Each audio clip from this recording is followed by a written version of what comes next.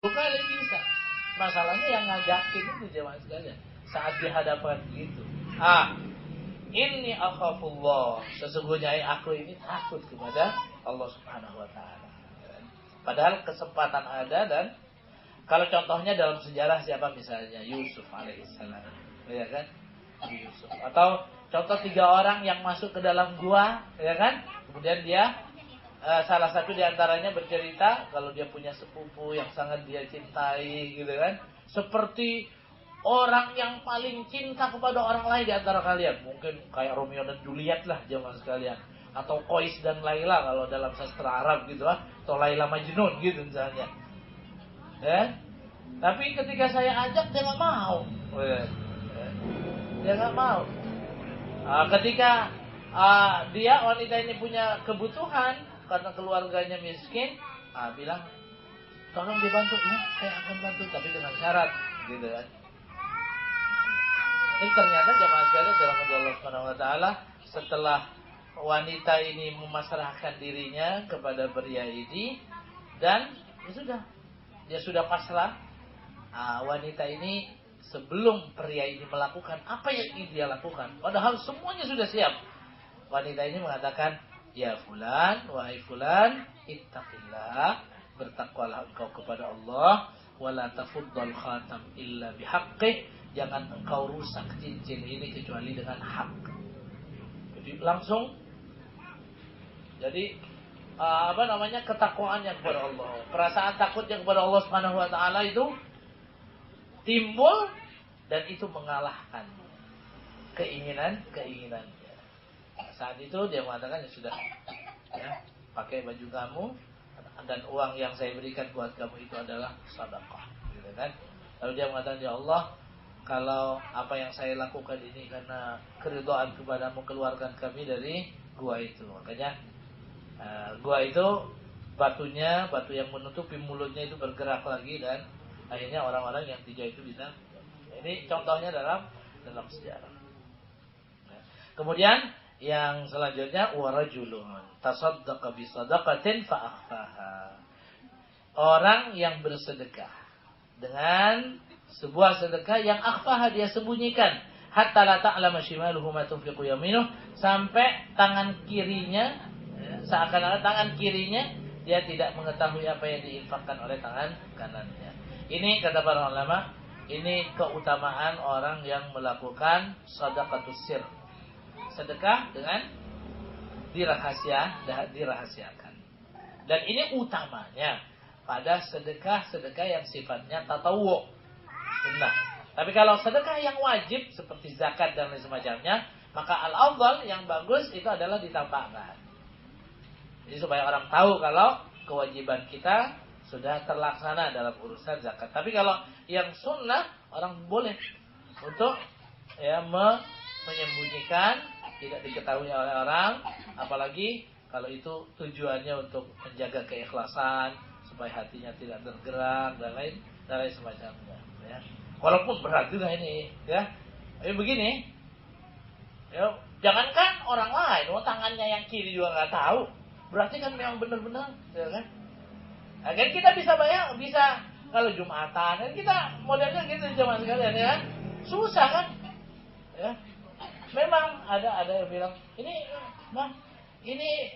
dari siapa? Ini dari hamba Allah, gitu kan? Mohon doanya buat si fulan. Ini mah keluarganya si fulan, tahu kan juga jadinya, gitu kan misalnya. Ya kan? Ada orang jemaah sekalian yang memang ingin menyembunyikan sedekahnya, gitu kan?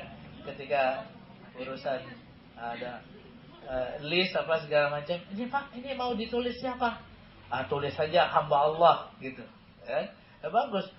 Tapi yang jadi masalah kadang-kadang ini nggak ada hubungannya sama ikhlas apa enggak.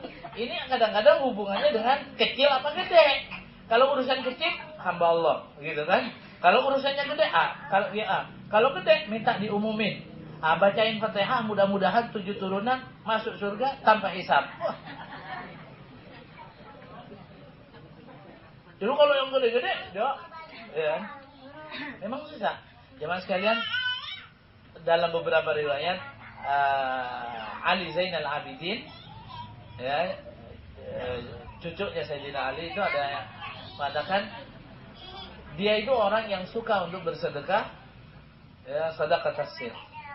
Jadi malam-malam dia pergi ke rumah-rumah orang yang membutuhkan, ke janda dan sebagainya. Dia taruh sedekahnya di depan rumah mereka. Dan gak ada yang tahu, kalau buka pintu tahu-tahunya ada aja sedekah itu. Mereka nggak nanya, oh buat apa nanya? Yang penting ini kayaknya buat kita, emang udah, gitu kan? Sudah berlangsung beberapa lama, ya, berlangsung beberapa lama sampai akhirnya apa jemaah sekalian? Akhirnya tahu-tahunya ketika dia meninggal, sedekah di rumah-rumah orang itu terputus, habis semua, gak ada lagi, gitu kan? Dan beliau ini memang orang yang dikenal sebagai orang yang dermawan, gitu kan? Ya, sampai setiap kali ada orang yang meminta sesuatu kepadanya pasti dia kasih, ya, meniru apa yang dulu dicontohkan oleh kakeknya Rasulullah Shallallahu Alaihi Wasallam.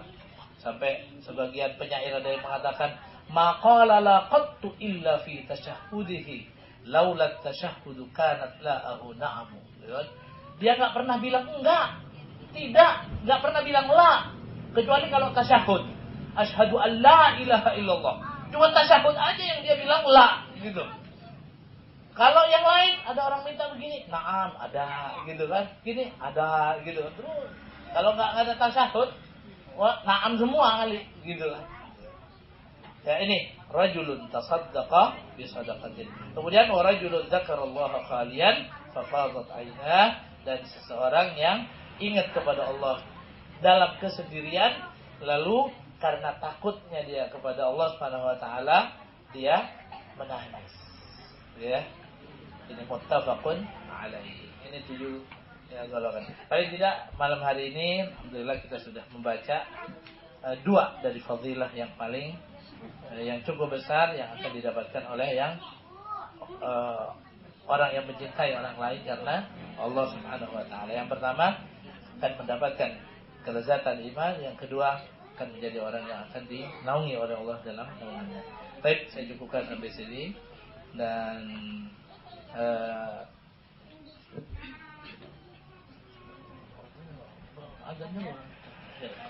ya. Saya cukupkan saya di sini. Kalau memang ada yang mau ditanya tapi waktunya tidak terlalu banyak, saya persilakan.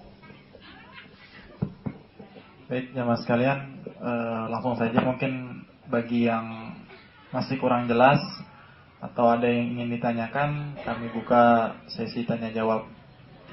Silakan.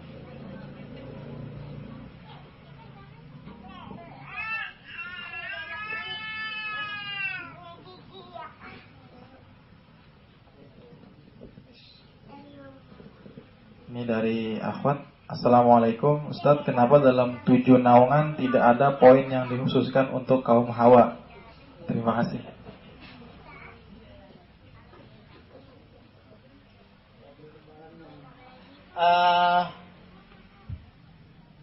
Karena jadi para ulama mengatakan semua yang ada di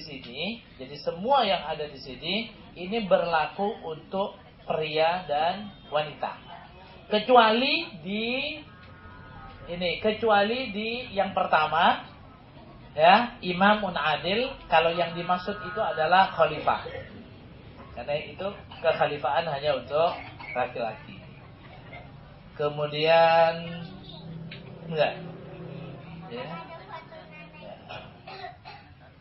Dan ini jemaah sekalian, ini umum, yang lain sifatnya umum. Jadi masuk, ya, di dalamnya juga wanita. Ya. Saya masih belum tahu. Al-Imam As-Sakhawi yang menyebutkan sampai 79 poin, saya kira akan ada poin-poin yang dikhususkan untuk wanita. Tapi dari yang 7 ini, memang ini umum sifatnya, bisa untuk laki-laki dan perempuan. Dan begitulah secara umum memang nas-nas yang ada di dalam syariat itu biasanya sesuatu yang sifatnya umum, dia akan menggunakan kata ganti laki-laki, Dan kalau itu digunakan, maka itu berlaku juga untuk perempuan. Seperti perintah puasa, perintah sholat dan lain semacamnya, itu kata gantinya penggunaannya khitabnya kepada mudzakkar laki-laki, tapi pelaksanaannya juga untuk muannas semuanya. Jadi jangan tersinggung ini ya, karena ini sifatnya umum sebenarnya. Sebagaimana ayat puasa misalnya juga ayatnya untuk laki-laki, tapi dia sifatnya umum, ya. Wallahu a'lam. Baik, mungkin ada lagi. Cukup ya, berarti tidak ada lagi yang bertanya. Baik, mudah-mudahan kajian kita pada malam hari ini bisa menambah ilmu kita dan bisa mengamalkan dua buah fadilah yang tadi kita kaji. Yang pertama, yaitu tentunya tentang fadilah mencintai karena Allah ya. Yang pertama mendapatkan kelezatan iman dan tentunya mendapatkan naungan dari Allah Subhanahu wa taala. Mudah-mudahan kajian kita malam hari ini bisa mengamalkan ilmu yang kita dapatkan pada malam hari ini dan bisa meningkatkan iman kita kepada Allah Subhanahu wa taala. Baik jamaah sekalian, mari kita tutup kajian kita pada malam hari ini dengan membaca hamdalah. Alhamdulillahirabbil alamin dan doa kafaratul majlis. Subhanakallahumma wa bihamdika asyhadu an la ilaha illa anta astaghfiruka wa atubu ilaik. Billahi taufiq wal hidayah. Wassalamualaikum warahmatullahi wabarakatuh.